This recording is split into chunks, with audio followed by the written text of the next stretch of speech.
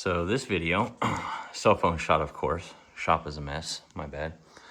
I wanted to make a video for Barrett because Mom sent me a video of him today watching mountain bike videos. So he's young, very impressionable, I guess. But I wanted to give him something that was directly for him. So Barrett, this video is for you. We're gonna run through a couple things. So obviously you know what these are. These are your handlebars, right? End to end. These are your grips. Big ones, of course, because Uncle Sean has huge hands. That is a dropper post lever. When you push that in, it releases the seat like so. I'll show you. So you put it on here, you push the lever, and then you push down on the saddle, and your saddle's down. Then, that same lever, you push it, seat comes back up. Pretty cool. This right here is a stem. That's what holds your bars. And using this bolt, the top cap bolt, tightens this down and pulls it up to load the bearings. Then you torque these to spec and it holds it in place. This is your fork.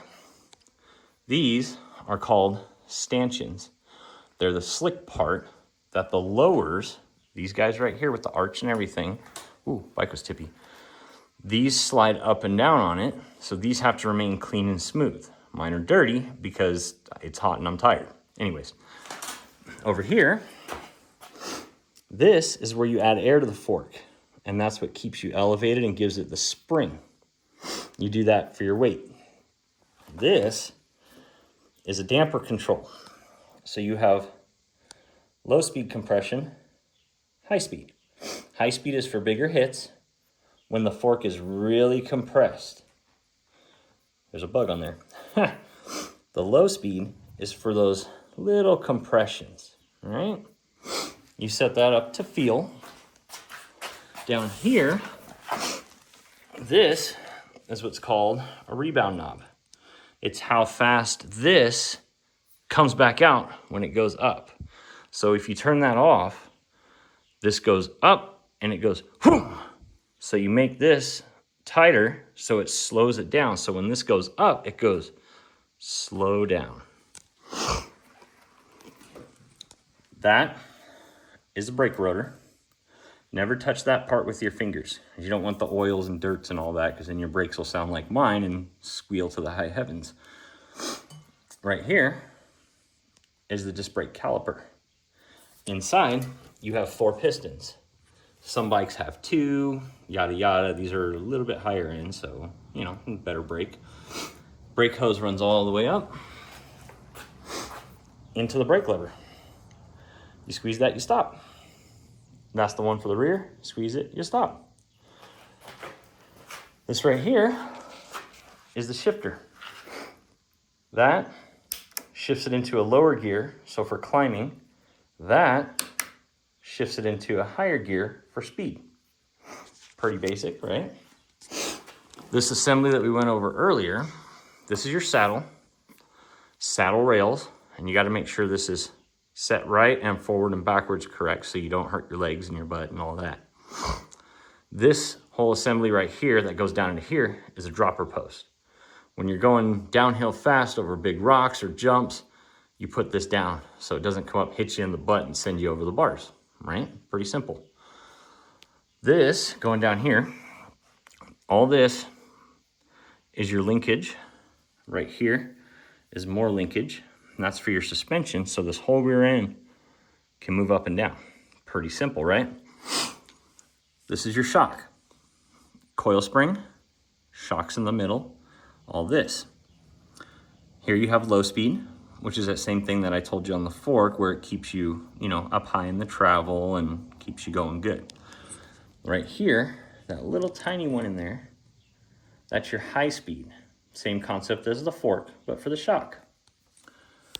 That little guy it's called an HBO. It's a hydraulic bottom out. Being that it's a coil spring, you don't use tokens in one of these. So the higher you adjust this, the more resistance you're gonna have when you bottom out, giving you like an endless feel to the bottom of your shock. because I'm heavy and I'm running a lighter spring, I run a little bit on the heavy side. Moving down here, this with the teeth, that's your chain ring. That's your spider, this guy that holds it. This is a crank arm. These are clipless pedals. I do have another set for when we go to the park that are flats that just have spikes. They don't lock you in. Pretty neato burrito, right? Back here, you have a derailleur. And I realized my last ride, my clutch was off. So the derailleur shifts up and down, giving you higher and lower gears on your cassette. This right here is the clutch, this little lever. What that does, when it's off, as you see, you can move it freely, right? For taking the wheel and tire on and off. When you put it on, you get resistance, and it keeps your chain from slapping around, hitting the frame, all that stuff you don't want, right? This is technically a derailleur hanger, but the frame is UDH, which is Universal Derailleur Hanger. So it's the same hanger on not a majority of bikes, but a good amount of them. Nothing major.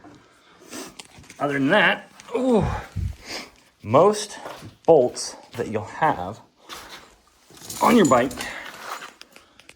will have a torque spec. So that one goes to 15 Newton meters. That one is 11 Newton meters. This one's not marked. However, that's 15 Newton meters for that. You have to Google it. Down here, 15 Newton meters. Your axle also has a torque rating on it, which is 15 Newton meters max. I run that at 13.5, just to be on the safe side, because I have a tendency to strip bolts. Back here, we got another brake rotor, another brake caliper. This is a caliper spacer.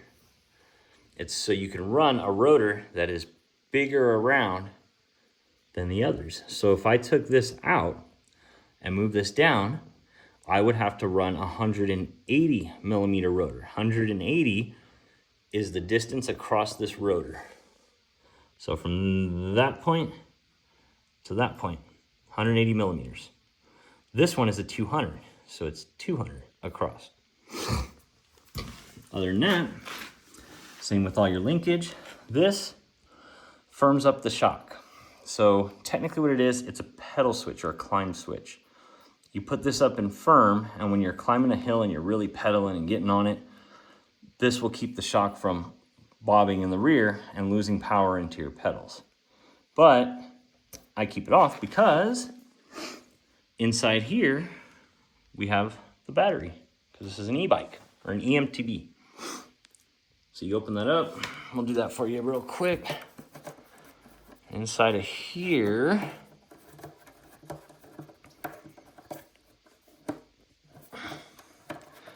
such a pain in the butt with this little tiny screw.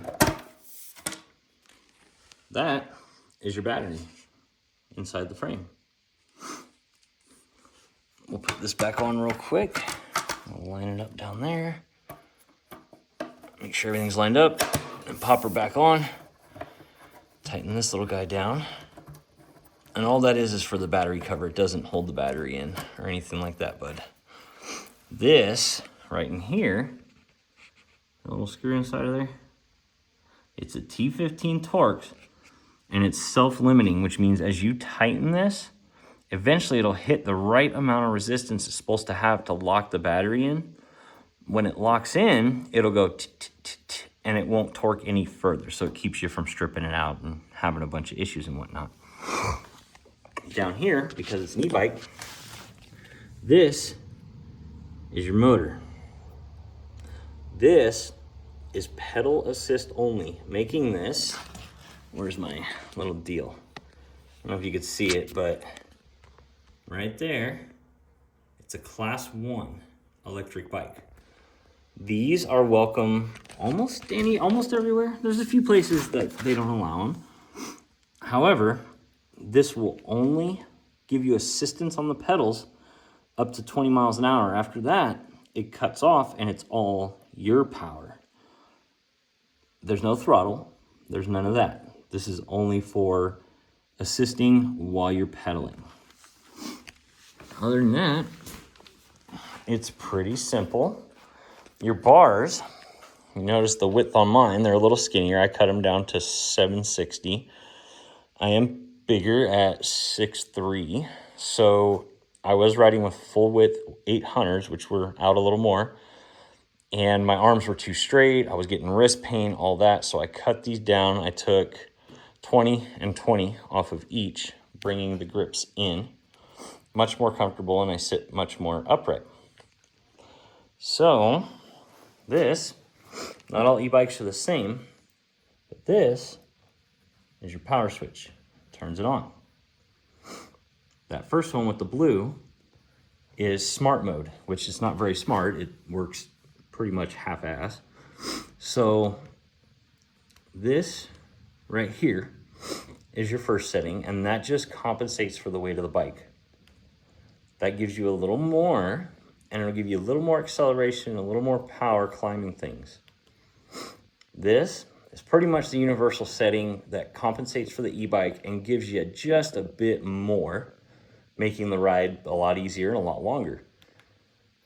This is a decent amount more power, helping you climb steeper and probably things you shouldn't be climbing. This one, pretty much if you don't want, you'll get a workout, but it's still a lot of power. It will move you along very quickly.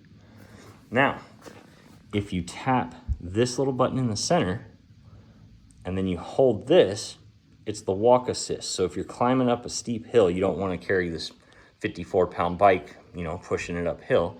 So you tap that, it flashes, you hold the button,